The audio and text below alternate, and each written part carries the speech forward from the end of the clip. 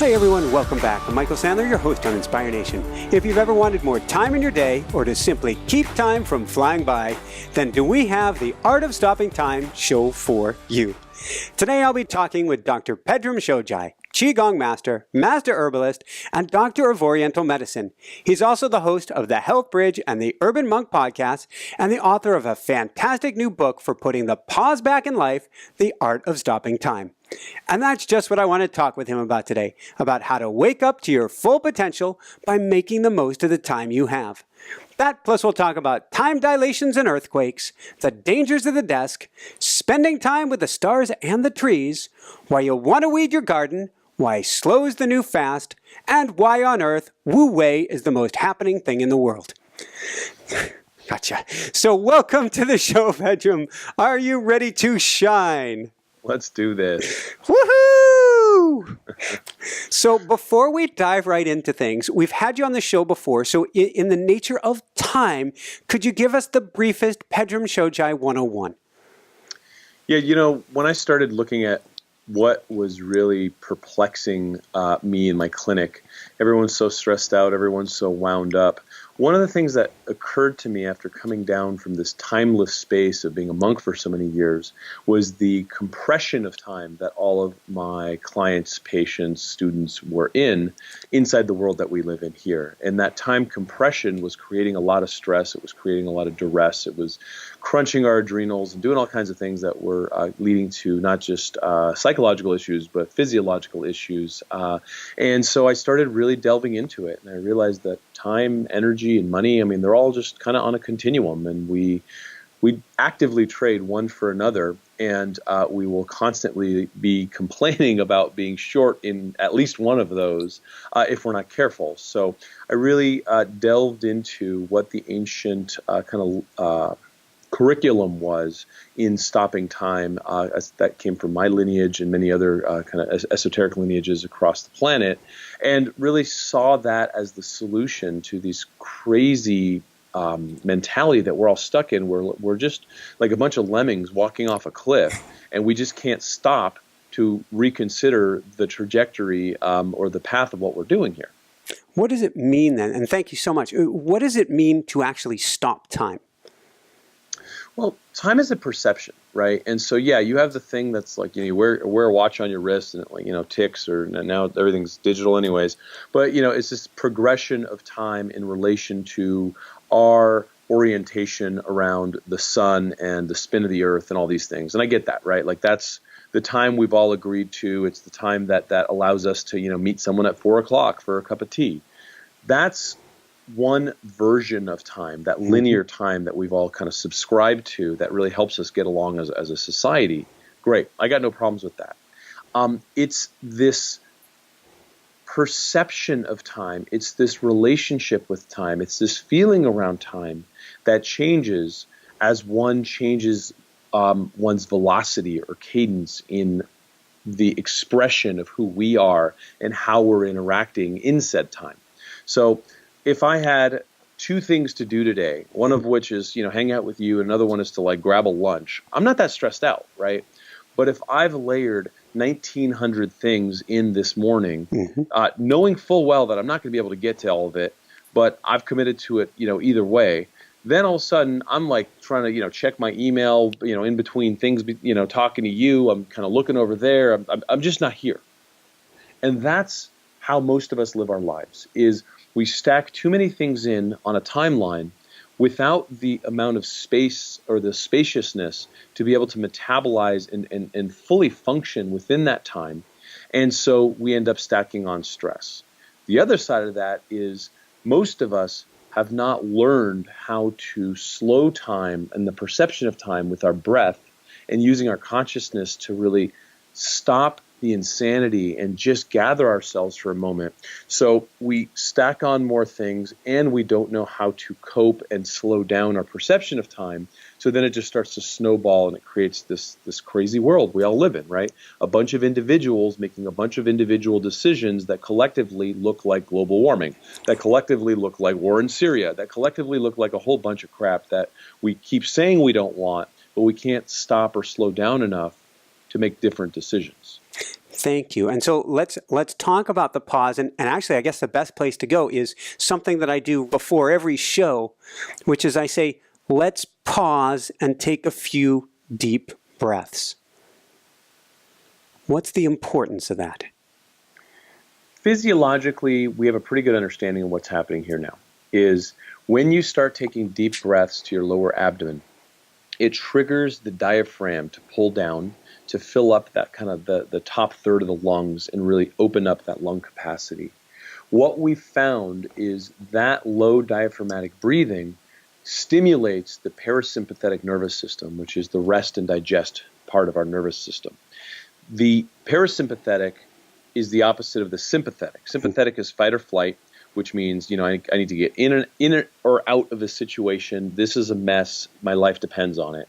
And what's happening in our world is that we are so overwhelmed with a lot of things that don't necessarily mean life and death, but to our perception, to our mind, do mean that, that we're constantly in the opposite kind of circuitry of that sympathetic nervous system. Well, then you're like, look, I haven't pooped for a couple days. My head hurts. I'm thirsty. I'm agitated. It must mean I didn't drink enough coffee. Oh, now I drank too much coffee. Now I need a Quaalude. And we keep going up and down in these huge swings of imbalance because we don't live in that rest and digest nervous system. So those few deep breaths put us there. And those few deep breaths teach us that we have access to that space. And by learning that we have access to that space and developing better and better connection with that space, that's where the practice of meditation comes in. Then when time starts to speed up and the shoulders start to crouch or come back up and creep back up, and we start to feel that agitation, we say, wait, I recognize this. And we take a couple deep breaths and we lengthen our fuse, and we're able to stop this cascade before we end up being too stressed and too worn out and too wiped out and going home and crashing on the couch eating some TV dinner because we just don't have enough left in us to hang out with our spouse or our children, right? And this is the world we live in. We know this. We know these people. We are these people too often, right? Because we don't leave any gas in the tank because we don't know how to stop time. Thank you. I remember years ago I started getting into, I was into the concept of free diving. I was living in Maui, and I didn't want to go that deep on my own, but the idea of slowing down the breath, I really geeked out on it. And so I can remember even doing things like email and trying to get to one breath a minute, or even more than that. I don't want to say how crazy because I don't want people going out and knocking over at their keyboards. But one of the things that happened when I would slow down the breath is the whole world would go quiet. And my focus, it was almost as if you could see ashes come out of the air. Everything took on a completely different texture when I slowed into the breath. Yes. That's the central premise of this entire work, is understanding that you sit in the driver's seat of your experience.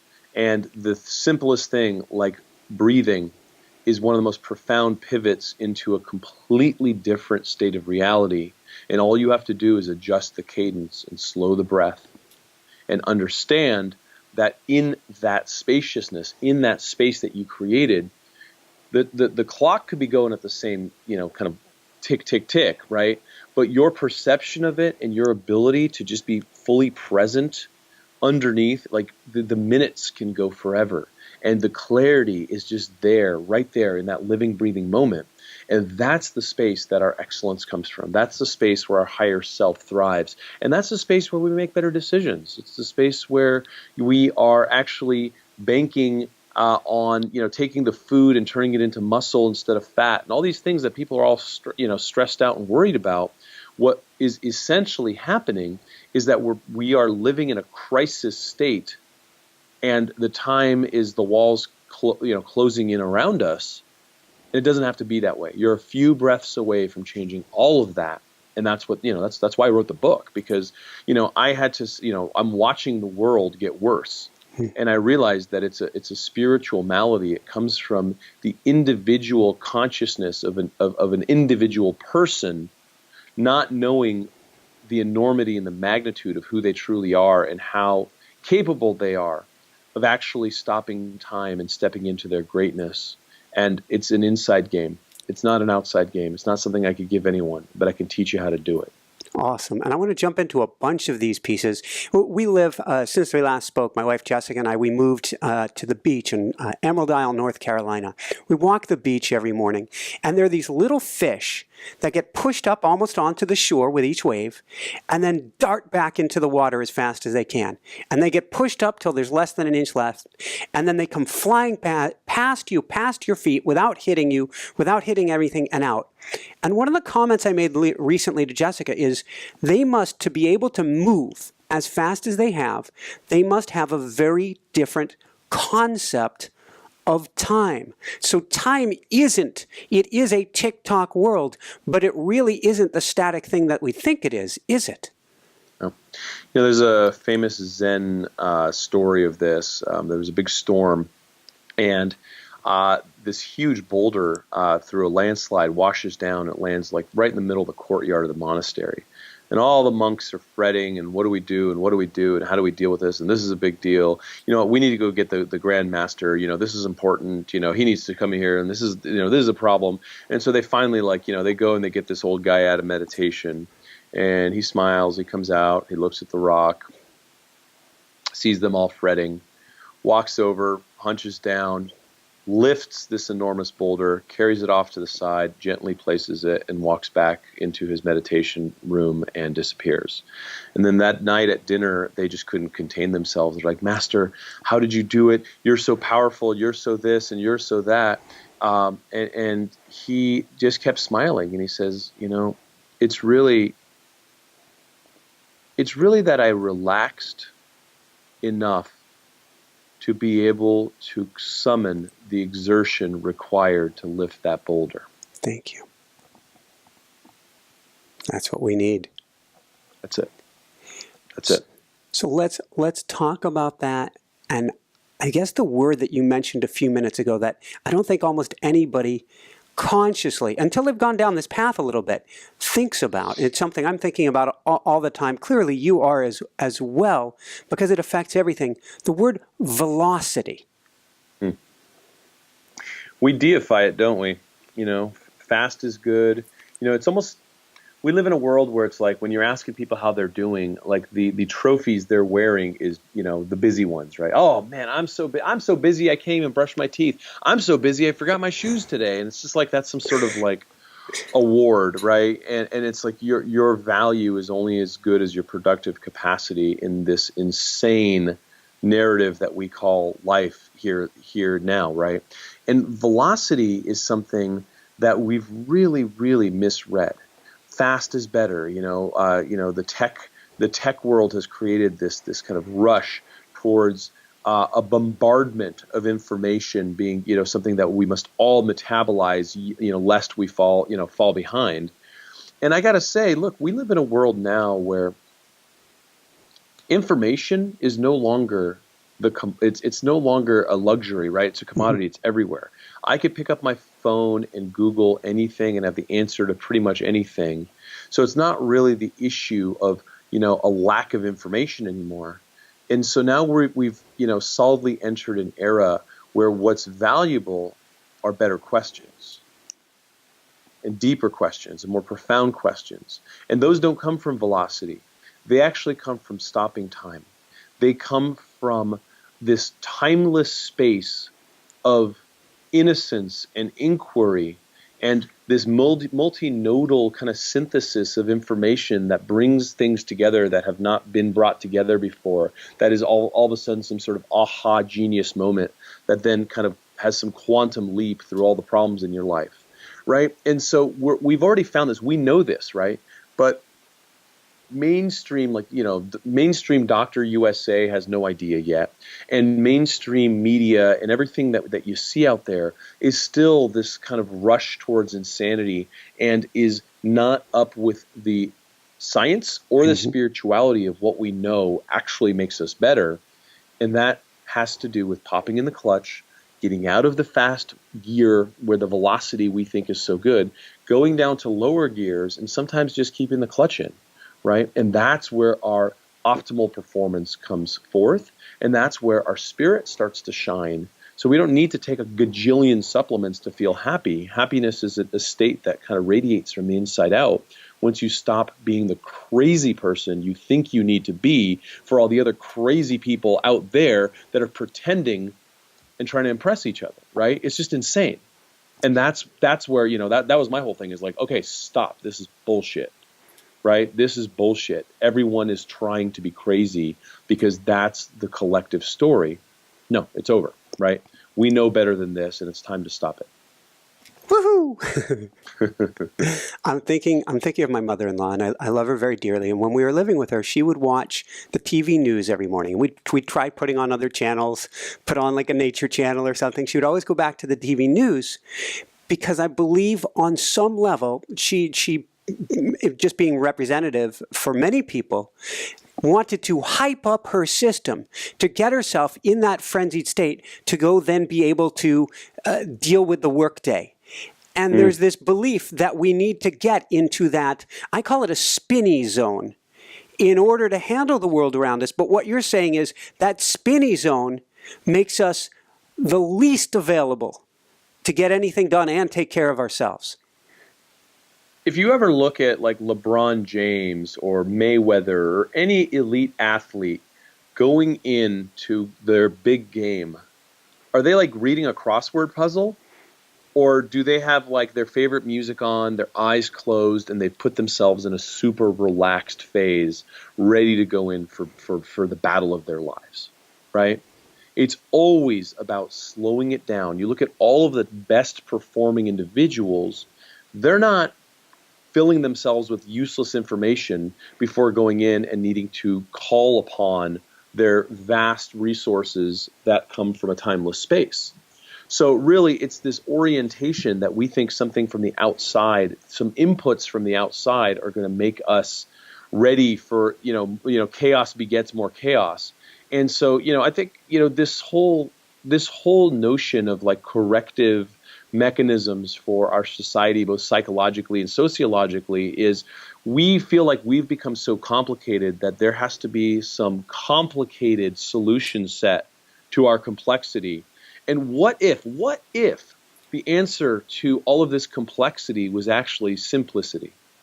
A return to maybe the scene that you have behind you, right? A return to that beach where you see, the energy of life in these little fish, basically, having to survive and mustering an incredible amount of energy and velocity to get back into the ocean, and then going back to pure relaxation because now there are fish in water again, right? And so you get these lessons and these downloads through the simplicity, not through reading 100,000 blog posts and trying to figure out who has finally figured out the unique solution to your complicated array of problems because, someone from the outside has to do that. It's just, again, it's an orientation thing, and I think it's kind of the curse of humanity. And we need to stop that now and come back to understanding that the answers come from within, and the answers come from within you. And the only thing a teacher can teach you is how to tap into that internal space within you. Then you're home. That's your homecoming. Then you go. That's the work. Thank you. So your book goes over 100 gongs, 100 days, activities to help you to stop time, to get into this place. And I have way too many, probably about 30 of them highlighted. No chance of us getting to all of them today.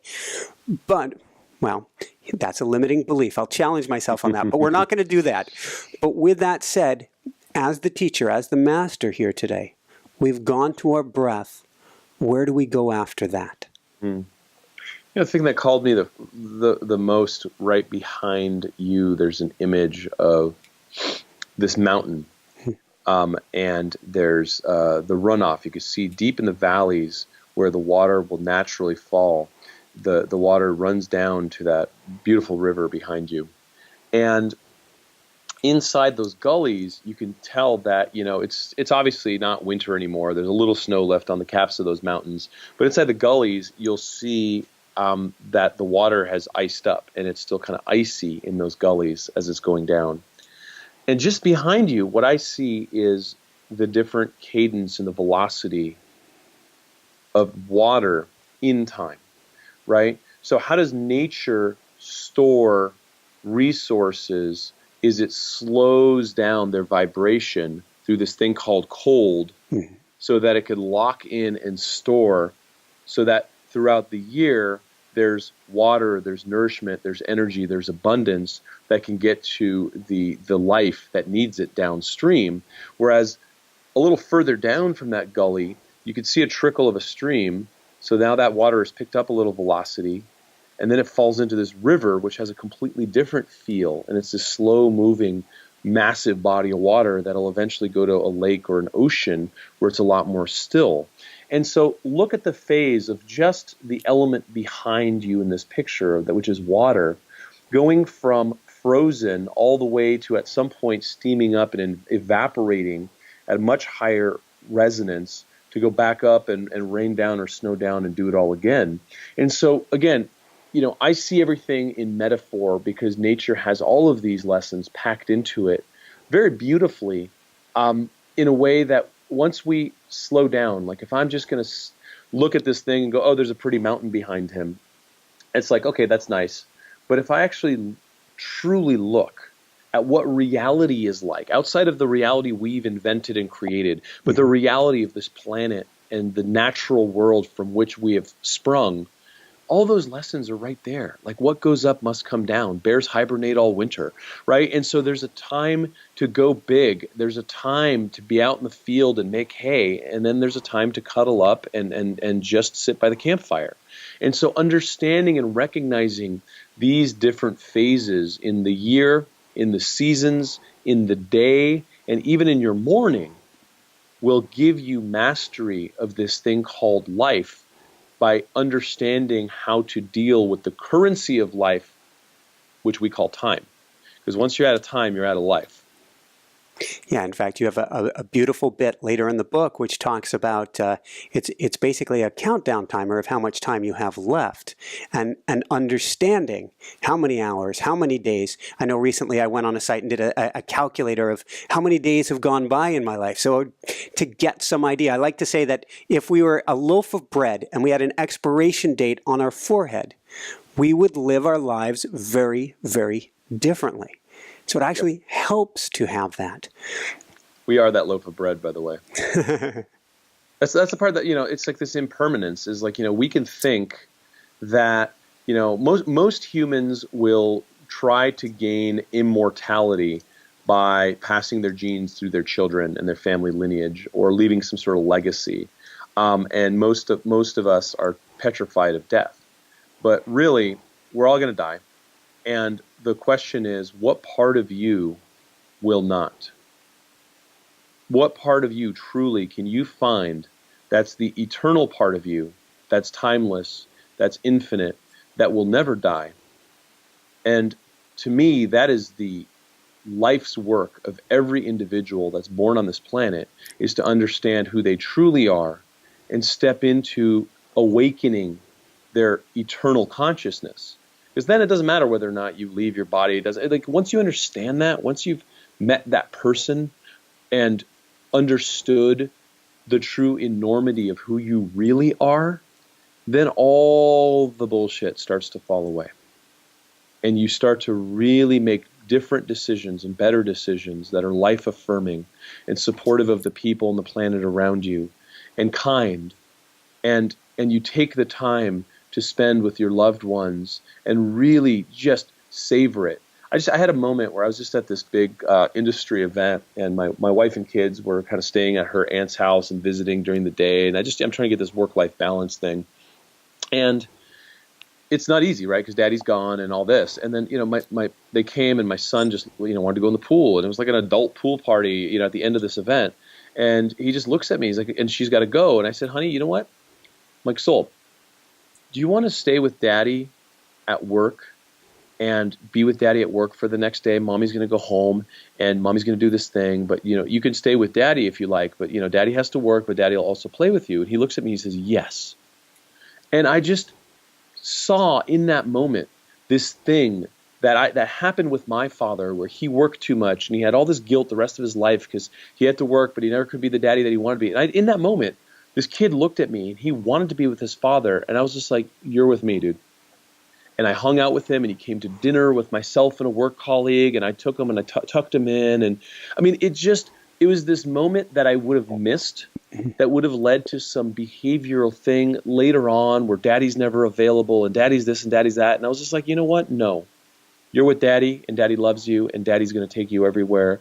And I'm going to introduce you as, daddy's boy to all these people, and I'm going to make them respect the fact that you're here, right? And it all just came from that stopping time moment where I saw what he needed, and we connected on that level. And I can't even tell you, my kid's not even this well behaved. I mean, he was an angel for the next 48 hours. He was just like, "I'm with dad." I'm like, "Hey, what do you want to eat?" "Pop." "Okay, eat your food." "Sure."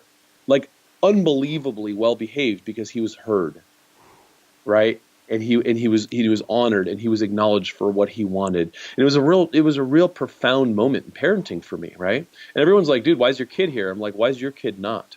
Right? Like, why are we not with our families and doing this old world style in some way, right? So it was just this thing, right, that stopped me in my tracks and changed the trajectory of how I'm going to parent.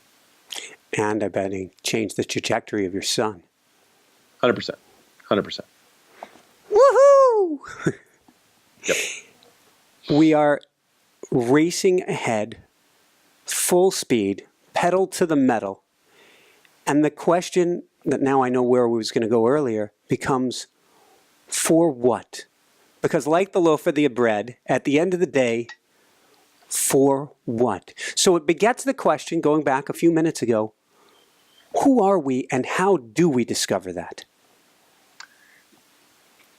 That's the question of the hour. And I think that one of the things, the issue with a lot of this purpose work that I see out there is that everyone's like, "Oh yeah, I've been told I need to go find my purpose, so I'm trying to find my purpose." And it becomes this very kind of declarative thing. What I can liken it to is, when I was 17 years old, and I was doing pretty well in high school, and I was going off to UCLA, and they're like, you got to pick a major, you have to decide what you're going to be for the rest of your life. And like, I'm interested in girls and cars at this point, right? Mm-hmm. Like, it's like, what do you mean? I don't know who I am, but I'm going to go make a declaration that I want to be this doctor person, right? And that's going to be the trajectory, which means now I have to deal with doctor people and patient people and administrator people and insurance people. And that just like sets the tone for my whole life. And I don't even know who I am or what I like yet, right? And so I think it's really dangerous to like search for purpose without the proper orientation of actually searching for self prior to that, to stepping into the bigger inquiry of who am I and who just asked that question, and learning how to slow your breath and understand how your consciousness works, and then follow the breadcrumbs, right? Like, if I'm in the scene that's behind you there, I might feel like sitting by that river, which is what I'm going to do that day. Or I might have been sitting by that river for a couple days now, and I'm like, yo, you know what? I want to climb up that mountain and see what it feels like. And then guess what? That's the next thing.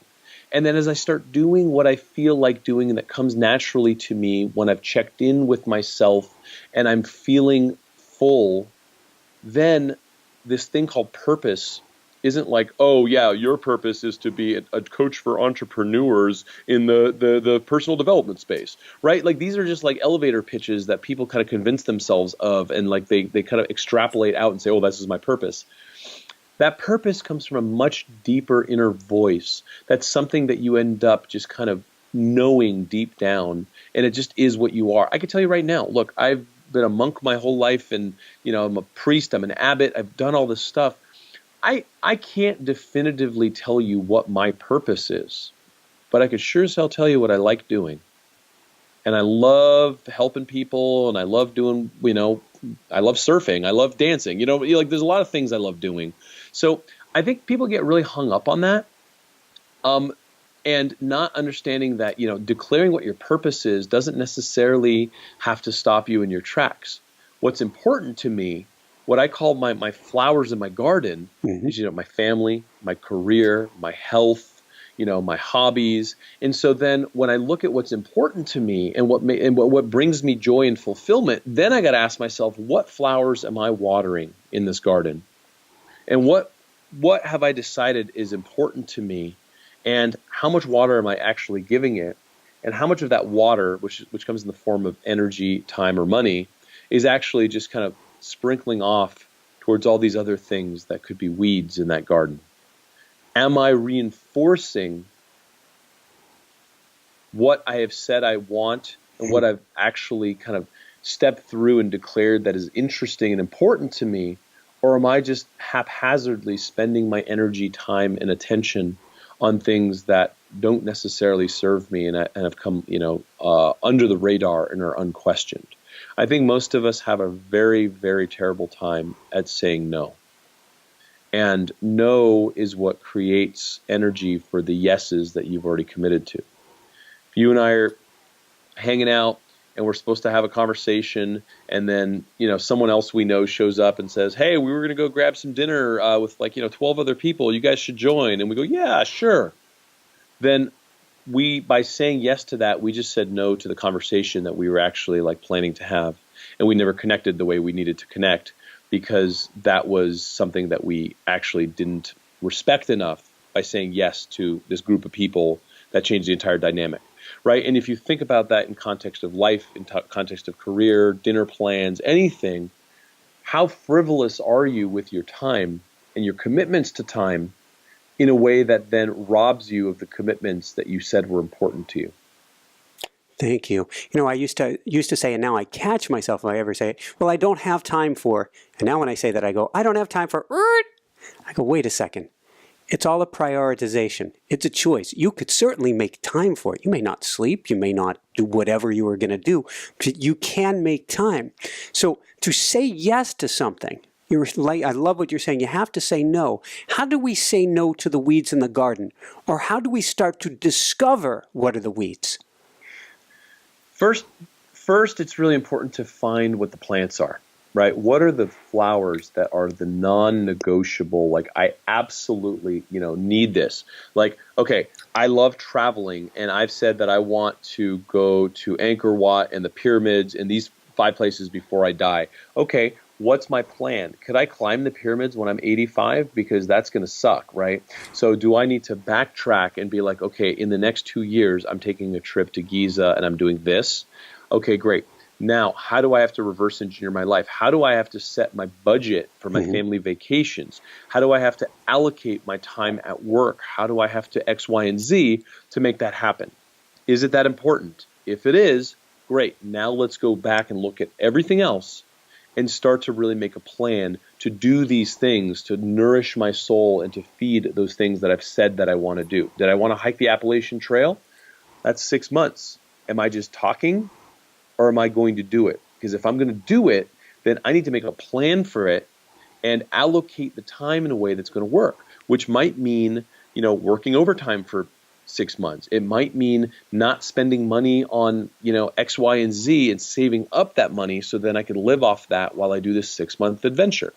Is it truly that important to me? Yes or no? If yes, then what kind of water and resources do I need to allocate for this? But don't keep it as a yes and not water it and then wonder why there's weeds all over your garden that you're also watering and feel sad every time you look at this withering plant and wonder why your life isn't working. You can't have it both ways, right? And so it's really about paying attention and dedicating. It's the key to manifestation in the Taoist system that I hail from is the coupling of intention with attention. Mm-hmm. A lot of people will muster up intention through willpower and be like, I'm going to lose the weight, I'm going to do this, I'm going to do that. New Year's come around, and by February, they're feeling like a loser. It's because they lost the attention.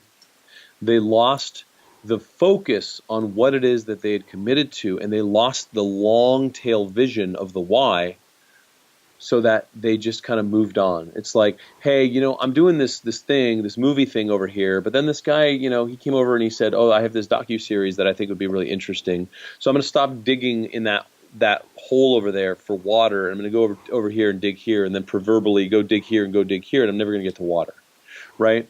So one of the things that I think is really important, and one of the things that I think I emphasize a lot in the book, is a no doesn't have to mean no. It could be yes, but not now, right? Like I've had like I'm finishing a book and a movie this year. It's been a long year. I've said no to a lot of things, but some of those no's were, you know what? Yes, that sounds like a project I really want to take on in 2019. If you can wait for me till 2019, I'm your guy, and I'm going to do this project with you, and you've got me hook, line, and sinker, and I'm going to do this with enthusiasm, and I'm going to make sure we succeed. But I don't have the bandwidth till 2019, but this is important enough on the horizon for me to do. And so what you start doing is using your calendar like an adult, right? And you just start looking at like what you got this quarter, what you got this year, what you got in the next 3 years, and you start adjusting your burn rate so that you can successfully hatch all the eggs you're sitting on and then end up doing a lot of amazing things. You know, people keep asking me, it's like, how do you do all the stuff that you do? You know, I'm on my 3rd book. I'm a New York Times bestseller. I'm on my 3rd movie. I've done a lot of things in my life. And they're like, I don't know how you sleep. I'm like, I sleep every night. And quite well. And quite well. I'm just good at doing one thing at a time because I can't afford to lose my focus. I'll be sprinkling water all over weeds everywhere and then wondering why my life isn't working out, right? So just if you're listening to this, think about where you're being frivolous with your time and your energy, where you're being decadent with this life force that is very limited in time, and how you are disrespecting the things that you say you value the most, and how you could reconcile the difference there. Because that's where your happiness, that's where your energy, that's where your time, that's where your prosperity, and that's where your sanity have been waiting for you. Woohoo! From there, you were mentioning your kids. Jessica, my wife, she's the producer. She always wants me to ask a question for parents and their kids. What do we do? What would you recommend for parents to do to help teach their kids about the art of stopping time? Do what I say, not what I do, is the wrongest form of parenting we've ever encountered. Just be the person you want your kids to become and be. Live the piece and be the example of what you're trying to tell them or punish them or coerce them into, right? My kids are so much smarter than me, and they could tell when I'm just trying to give them some sort of narrative, and they can tell when daddy has stopped. I mean, look at the example of my son Soul, right? When we connected just, this moment, at the pool, and he was just like, yo, I want to be with you. And I honored that.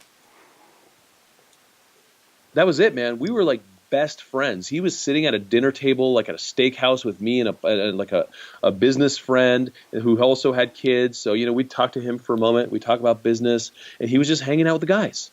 And he was an angel, right? And like I said, hey, go to the waitress over there, say, excuse me, say her name, ask her to fill up your milk bottle, and make sure you say thank you. And I watched him go, he's a 3-year-old, go across the restaurant like a young man and just do this thing and come back. And we were both like, dude, we're proud of you. And he just gloated and he smiled. And he was just like, I'm with the guys. I belong. I have a purpose, right? I mean, it's all of that packed into just a moment of like being the person you need to be, so that you can be the parent you need to be, so they can grow into the kid that they deserve to be and that the world needs. Woo! Where can people go to find your book, The Art of Stopping Time, and to find out more? TheUrbanMonk.com is where I live. So I'm the CEO of well.org and TheUrbanMonk.com. And the book is available anywhere books are sold. And, we have, what I've done now is I've created a 5-minute Art of Stopping Time meditation that comes with some brain waves and some sounds, and then just me taking someone through a progressive slowing of breath, going deep down and coming right back out in 5 minutes. And the reason I did 5 minutes is because anyone can afford to stop time for 5 minutes.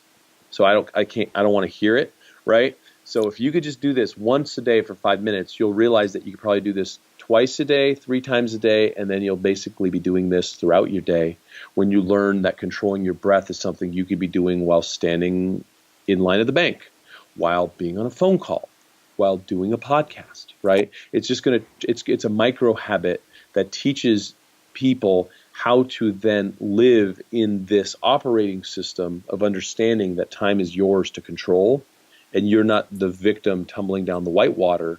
You can still into a pond, or you can go raging down the whitewater and screaming woohoo, because that's what you're doing in that moment, but you have that choice. Fantastic. And there's a bit of synchronicity in that before the interview, I was looking at seawater kayaks. Yeah, those are beautiful. They're so fun. They're so fun. Just being out on the water teaches you a lot. Ask any surfer, ask any sailor, ask any kayaker. Just nature's our best teacher. Amen. Do you have any last words of wisdom you would like to share before we dive into a very brief meditation? Stopping time and tapping into the energy of eternity and infinity are the same. So if you could understand how to stop time, all of the energy, all the prosperity, all the money, all the everything that you've been longing outside of yourself can be found in this profound, profound place inside of yourself. And you'll realize that all your life, your orientation has been skewed because we've been trained to be hungry ghosts looking for answers that are out there. All the while, like when you come back to it, it's just laughable how funny it is, how close the answers always were. All the while, it's always been here. So just turn the light of awareness around, learn to control your breath, learn to stop time, and inside of that is everything you've ever been looking for. Awesome. So from there, ironically, do you have time for a very brief meditation? Sure. Got 3 minutes. Perfect. You're on. Okay. Let's start breathing down to our lower abdomen. Inhale, fill up your lower abdomen for the count of 4. 1, 2, 3, 4. And now hold your breath for the count of 2. 1, 2. Exhale for the count of 4. 1, 2, 3, 4. And then hold again for the count of 2. 1, 2. So now let's slow the breath and do this together. Inhale for 4.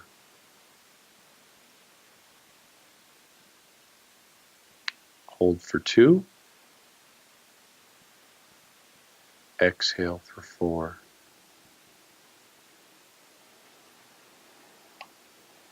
And again, hold for 2. One more time. Inhale for 4.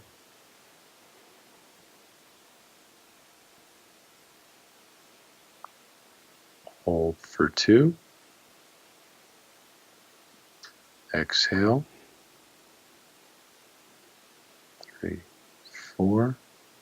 Hold for 2. And now let's inhale for 6.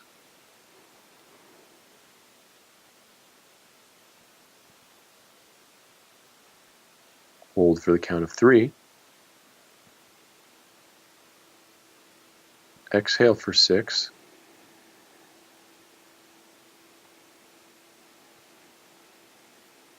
Hold for the count of 3. Now back to 4. Inhale for 4. Slow down your breath. Go deeper now. Hold for 2. Exhale for 4. Hold for 2. And return back to normal breathing. It was less than 3 minutes. How do you feel?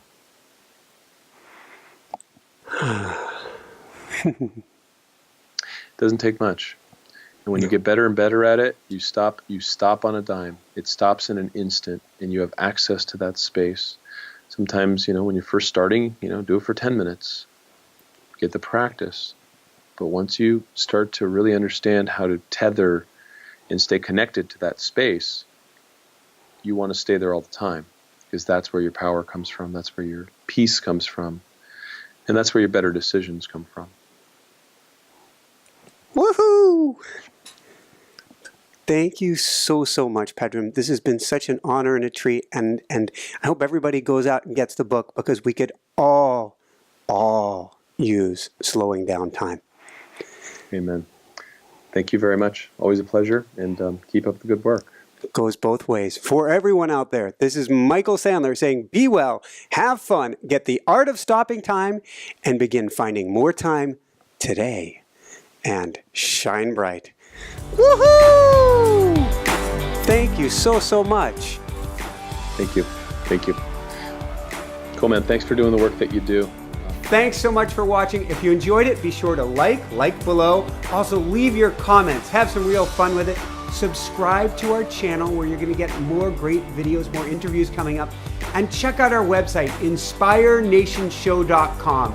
That's where you'll find tips, blogs, information, videos you won't find anywhere else, and useful and helpful resources to really help you kickstart your life and to shine bright.